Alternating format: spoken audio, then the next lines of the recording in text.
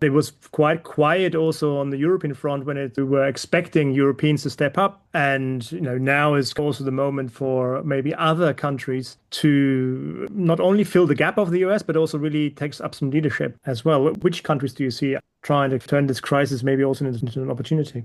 The most visible actor in the last year has been China. And the latest development one could see in the New York sphere was the creation of a so-called group of friends of global governance that China created and led, and for the first time spoke in the name of this, 43 or so country group of global South African, some South American, some Asian countries being part of that group. And China spoke for the first time in the name of that group in one of the UN reform meetings in December. And Chinese media were very active at highlighting that this group was created.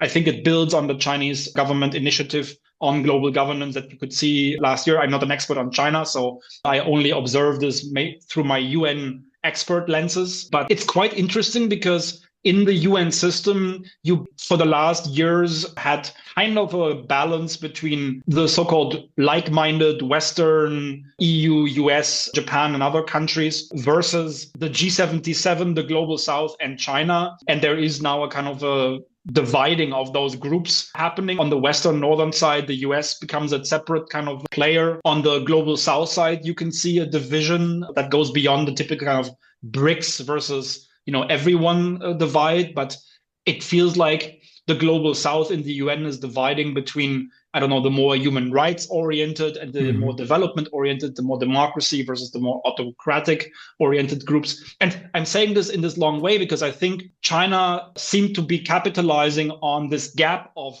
global governance initiatives. And I think they were trying to fill this out.